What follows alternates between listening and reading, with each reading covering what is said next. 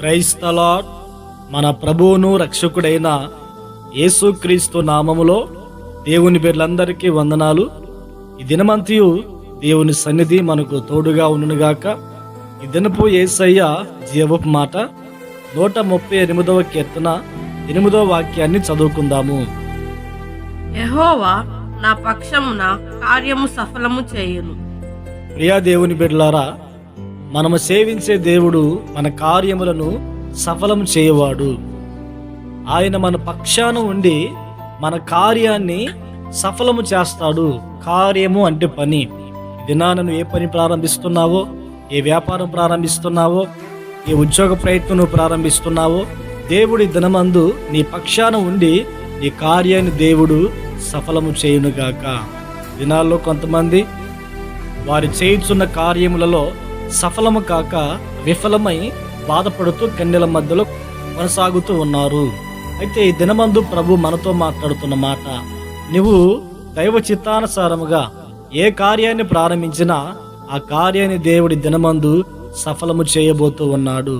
Bible గ్రంథములో కొంతమంది వ్యక్తులను మనం గమనించినప్పుడు యోసేపును గురించి రాయబడి ఉన్న మాట ఏంటంటే, యోసేపుకు దేవుడు తోడే ఉన్నాడు, అతడు చేయుచున్న చేతి పనులన్నింటిలో దేవుడు సఫలం చేస్తున్నట్లుగా వాక్యాన్ని మనం చదువుతూ ఉన్నాం.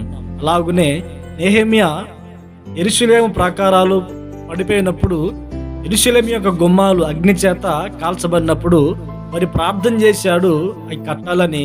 ఆ విషయంలో, ప్రార్థన విషయంలో దేవుడు సఫలం చేశాడు. అలాగునే ఆ ప్రాకారములు అవన్నీ కట్టడానికి కూడా దేవుడు నెహెమ్యాకు తోడే ఉండి ఆ పనులన్నిటిలో కార్యాన్ని సఫలం చేసి ఉన్నాడు.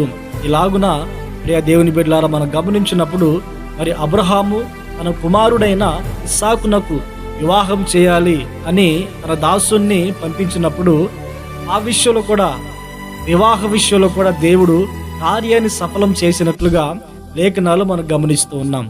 ఇక్కడ దేవుడు మన కార్యాన్ని సఫలం చేయటకు గల కారణం ఏమిటి?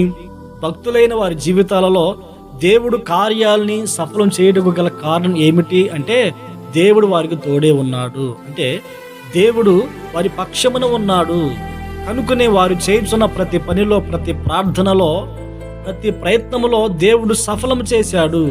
ఇస్సాకు ఆ దేశమందున్న వాడి విత్తనం వేసి నూరంతలుగా ఫలము పొంది ఉన్నాడు, సఫలము చేయబడి ఉన్నది. కారణం ఏమిటంటే దేవుడు తోడే ఉన్నాడు. అంటే జీవాధిపతి అయిన దేవుడు, సర్వశక్తి గల దేవుడు ఎవరి పక్షాన ఉంటాడో, ఎవరితో ఉంటాడో వారి కార్యాలు, వారి ఆలోచనలన్నీ దేవుడు సఫలము చేయునుగాక. ప్రియా దేవుని బిడ్డలారా, మరి దేవుడు మన పక్షాన ఉండాలి అంటే మనము ఆయన పక్షాన ఉండాలి.